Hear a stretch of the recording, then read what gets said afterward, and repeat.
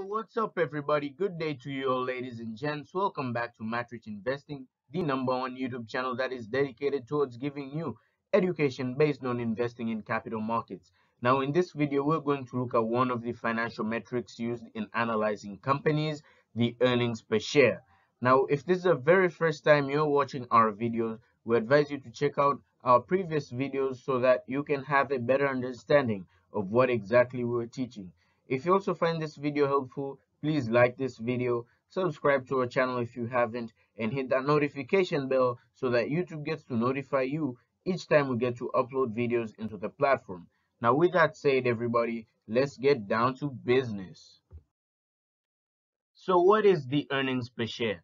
Now, this is a financial metric that is attained by taking profits of the year and dividing it by the total number of shares that are owned by investors in a particular company, also known as shares outstanding. So the earnings per share is simply an end result that is derived after taking profits that the business has made during the year, divide that by the total number of common shares that are owned by investors in a particular company. So then this metric helps investors understand how much profits are being made for each and every single share owned by investors in a company. Therefore, a company with a growing EPS or a growing earnings per share indicates that the profits of the business are growing. A company with a big or growing EPS attracts investors to invest in a particular business for the sake of having safety in capital invested and a growing dividend payments. So as far as importance of the EPS is concerned, why do we calculate the EPS? One, it helps investors figure out for each and every single share, basing on a unit share perspective, how much profits would an investor get.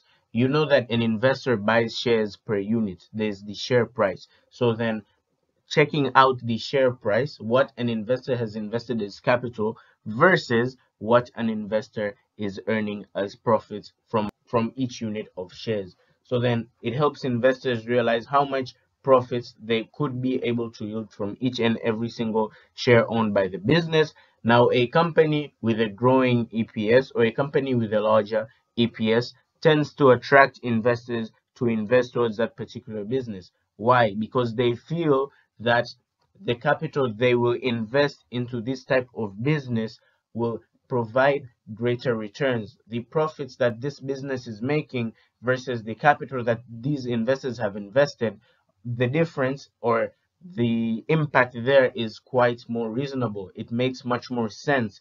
There's low capital that has been invested, but then there's great yields of profits that have been made. So then, not only that, but remember, a business that has growing profits, when the business tends to reinvest that profit back into the business to the retained earnings, this also increases chances of growing dividend payments.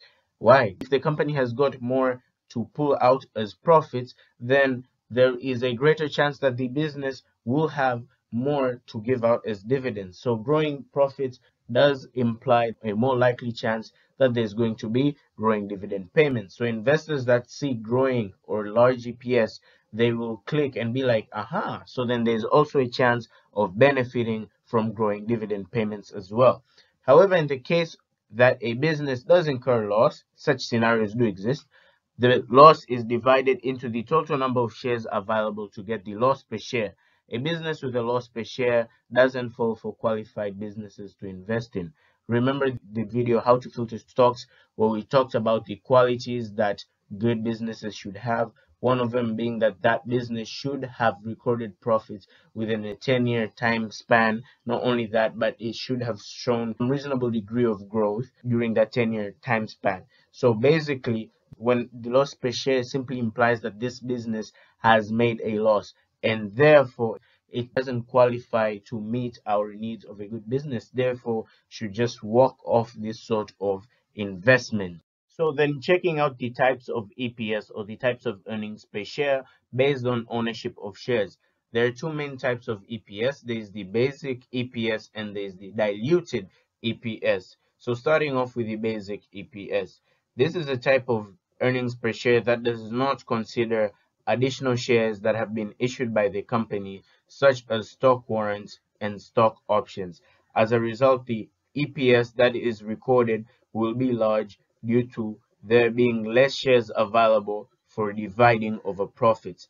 Now, as far as the basic EPS is concerned, this is basically when a business decides to take the normal shares that are owned by common shareholders in a business. The business in this case doesn't include any sort of additional shares that have been issued by the company. Now, when we say additional shares, we simply mean these are shares that the business has issued out of the normal procedures that were used to issue the other common shares. So then these additional shares have been issued out in a much more unique or in a much more different way compared to how other common shares were issued. So then looking at such examples would be stock warrants and stock options. So then a stock option being shares that give investors the right to buy or to sell shares in a date and a price that has been reached into agreement by the buyer or the sellers. But a stock warrant, these are shares that represent the right to buy shares in a company within a specific date and a specific price. So then the stock warrant pretty much shows in the future there is a right to buy shares at a specific date as well as at a specific price. So stock options are bought when it is believed that the price per share either rise or will either fall. But the stock warrant simply just represents capital that will enter the business in a future date. So then that is what the stock warrant and what stock options are in a nutshell. Now let's check out an example of a scenario where the basic earnings per share is being applied. So then the company 4eyes Company Limited made annual profits worth 100 billion and has a total of 200 million common shares outstanding. Therefore, the EPS will be 500. Well, simple. You just take the 100 billion shillings, divide that by the 200 million common shares outstanding, and you will get the EPS as 500 shillings. Now, for the case of diluted EPS, this is a type of EPS that considers additional shares that have been issued by the company, such as stock warrants and stock options, of which we have explained earlier. As a result, the EPS that is recorded will be smaller due to the availability of more shares to divide over profits. Example, using the same scenario, 4eyes Company Limited made the same annual profits of 100 billion and has a total of 200 million common shares outstanding. But then, however, there are additional shares that amount to 50 million. There is a total of 50 million additional shares. So then, by taking 100 billion, divide that by 250 million shares, the EPS will no longer be 500 but will be 400. Now, the reason why the EPS has fallen from 500 to 400 is simply because there is an increase in the number of shares that are available. So then that profit has to be divided by more shares. So then if it has to be divided by more shares, then it is more likely that the earnings per each share is more likely to fall. We've seen how we can calculate the earnings per share. Now it is time for us to check out an example of how we can calculate the earnings per share of a company. So we're going to check out an example. We're going to look at a few set of financial statements and we're going to dig in through a few notes to the financial statements so that we can figure out how exactly the earnings per share is calculated and all that sort of scenario. So let's get on to it. Alright, so here we are, folks, in the annual report of TBL PLC Tanzanian Breweries Limited as of the year 2019, and we're going to check out the earnings per share. So let's just get straight on to it. We're going to look at the statement of profit or loss and other comprehensive income. Now you see this, I'm pretty sure we've already talked about the statement of profit or loss and other comprehensive income. We have a video contributes specifically towards that. Now our main concern is right down here. You see, after every single thing has been recorded, right down here we can see there is the basic and the diluted earnings per share, and you can see the amounts right over here. There is the 487 shillings, this is as of the year 2019, and there's the 428 shillings, which is as of the year 2018. So in normal cases, the annual report usually just shows the basic and the diluted earnings per share for you. In most cases, you don't have to calculate this figure. It's usually just given there by the company. However, though, if you do want to figure out how they've attained this figure or how they've attained these numbers, we have to go down to the notes to financial statement notes, and we're going to have to check number 13. And number 13 will basically show us earnings per share and how they were able to get that. So let's just get straight to it. So right on my right side, we can see the earnings per share, and it is right over here. They have divided it into two aspects. There's the basic earnings per share and there's the diluted earnings per share. Now we can see the figures that were used to determine the earnings per share. As for the basic earnings per share and for the diluted one, we see that they have taken the net profits attributable to ordinary shareholders and they've divided that by the ordinary shares in issue. Same likewise, that had been done in the diluted earnings per share, and they were able to get the figure 487 on both sides. So if we were to check out the calculator, if we were to pull that out for confirmation, so then I'll start by writing down the net profit, which is basically 143 billion 660 million to all right, now remember there are three zeros that have been omitted on the net profit as well as the ordinary shares. So then that had been done to prevent any sort of, for the sake of simplicity, that had been done.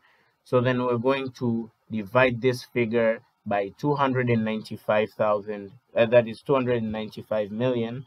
295 million and 56,000. Remember, we've omitted the zeros, and the result you will get is 486.8906, or that number that follows after that. So then if you approximate that, or if you choose to round that off, you will basically get 487, which is the figure that they've gotten right over here and right over here. So this is a part where you'll be like, oh, remember in the notes we're talking about the diluted earnings per share, and we say that there are additional shares that have been taken into consideration, therefore the EPS should be lower.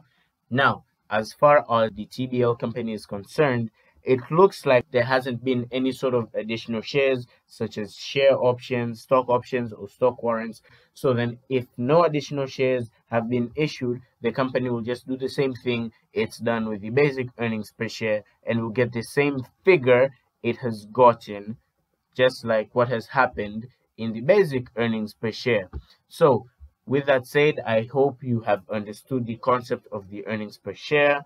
So then, ladies and gents, thank you so much for watching our video. We hope that this video has been very helpful to you and you've been able to understand the earnings per share and learn how to use it, as well as the importance or what you're looking for when you're using it. So we hope that that was quite helpful to you all. If so, please help us out by liking this video, hit that thumbs up button, subscribe to our channel if you haven't, please subscribe, and hit that notification bell so that YouTube gets to notify you each time we get to upload content into the platform. Share this video to others and others more who you believe will need this sort of knowledge. Knowledge is power, sharing is caring.